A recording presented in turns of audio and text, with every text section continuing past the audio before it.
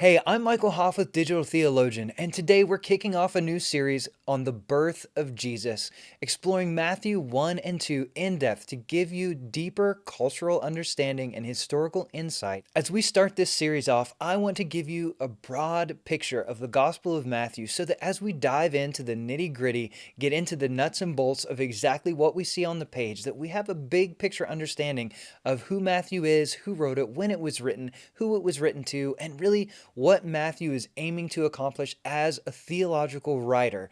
And then, my hope would be that as we examine the text, we are taken even deeper into our relationship with God. Michael J. Wilkins, in his commentary on the Gospel of Matthew, notes that this was the most influential and formative gospel in the early church. It was the most widely read, widely circulated, and most quoted. The gospel that bears Matthew's name most likely was written by an apostle of Jesus or a community of scribes that was surrounding him. It's reasonable to believe that it was written between the early 60s and the late 80s in Syria, most likely in Antioch. The heart of the gospel is communicating that Jesus is the prophet like Moses, this long-awaited Messiah, and he invites us to draw in and to become his disciples, to follow him as a rabbi and a teacher. So when was the Gospel of Matthew written? Now, you may have expected me to start with the question of who wrote the Gospel of Matthew, and we'll get to that. But first, I want to dive into actually when the Gospel was most likely written. Now, most scholars believe that Mark was actually written first, and that was probably written sometime in the mid-40s to late 60s. And so if Mark is being written in the 40s to 60s, then Matthew, Luke, and John all come after that in some fashion. Now, Matthew quotes Mark extensively. And a lot of that is the narrative framework, the story framework that Matthew builds around the teachings and the sermons of Jesus.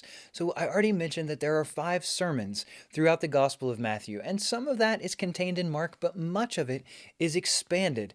There's new material that is unique to Matthew alone or is shared between Matthew and Luke, but doesn't appear in Mark, that is in that saying's material. Reading Mark, being familiar with it, and then reworking its material in such a way that Matthew did would have taken time. It would have taken intentional reading of Mark, familiarity with it, and then deciding where to include these longer teachings of Jesus so that it uniquely fits that 5 books of Moses format that Matthew is intentionally using.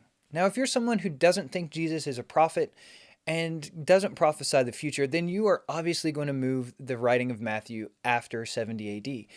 But for most Christians, that's not necessary. We believe that Jesus was a prophet, that he could prophesy the future, and so we don't have to date the Gospel of Matthew after 70 and the destruction of Jerusalem, which was a monumental event and is described in detail in the Gospel of Matthew. If we put the earliest possible date for the Gospel of Matthew sometime in the mid-60s, we can push that farthest end out sometime in the late 80s.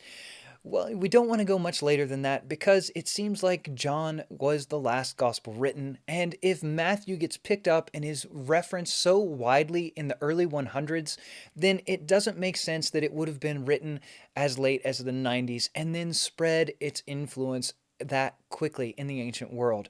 It takes time for text to be read and transmitted and passed along in different communities. It's most likely that the Gospel of Matthew was written sometime between the late 60s and the mid 80s. Ultimately, we don't have to worry too much about exactly when it was written.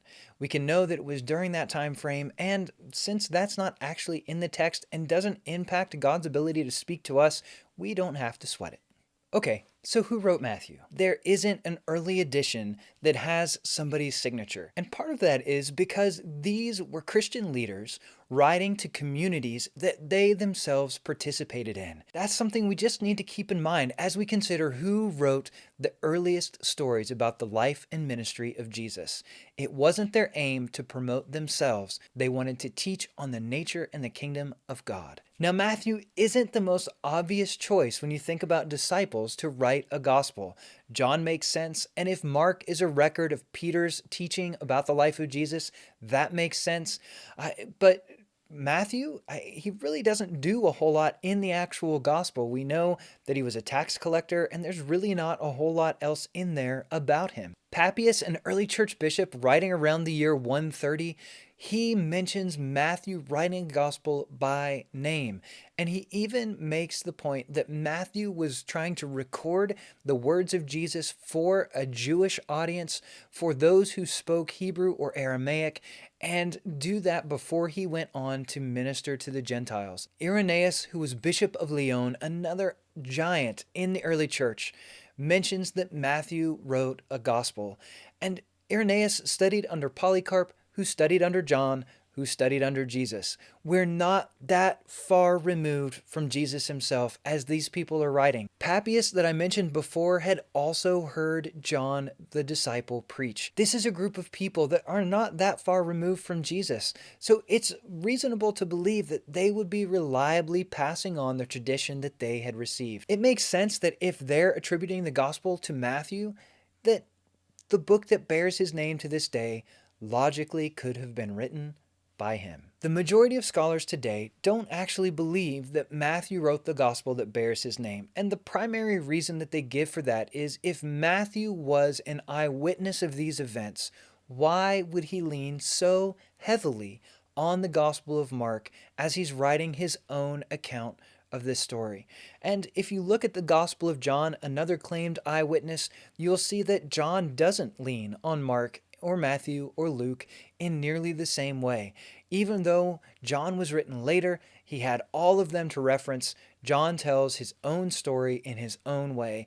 And that is what some scholars look for from an eyewitness. And they wonder why, if Matthew witnessed these events, he would lean on Mark's account. Craig Keener, one of my favorite New Testament scholars, initially was one of those who dismissed Matthew's writing out of hand because of its reliance on Mark. But over time, he's placed greater emphasis on the witness of the early church, given that proximity to the time of Jesus and the witness of these early Christian authors. And so you, like a New Testament scholar of note and great reputation, can reasonably believe that Matthew actually wrote the gospel that bears his name. On to where the gospel is written. You may have already noticed that scholars don't agree on much. But one of the things they do agree on, the majority say that this gospel was written in Syria, most likely in Antioch. So whether it was written by somebody out in the country or in the city of Antioch itself, Syria is the most likely location that the Gospel of Matthew was written, and scholars don't debate it. Okay, we have all of those nuts and bolts, nitty-gritty details out of the way. Let's talk about the emphasis of the Gospel of Matthew. Matthew is writing to communicate that Jesus is the prophesied prophet like Moses. In Deuteronomy 18:15, Moses himself said that there would be a prophet like him that arose from the nation of Israel, and that when that happened, the people must obey him. And Jesus, according to Matthew, is that prophet. From the 5 speeches corresponding to the 5 books of Moses, through the numerous references where Jesus is presented as a prophet, someone who is a faithful teacher, somebody that is healing the sick, he's cleansing the leper, he's raising the dead, he's doing the things that God's Messiah should do. He is a new and better Moses. One of the best places that you can see this in action is in the Sermon on the Mount. There are 5 distinct places where Jesus says, "You have heard it said, but I say to you." Jesus is elevating the standard across the board. While it's appropriate to focus on Jesus as Messiah, we need to keep in mind that that isn't the only portrait that Matthew gives us.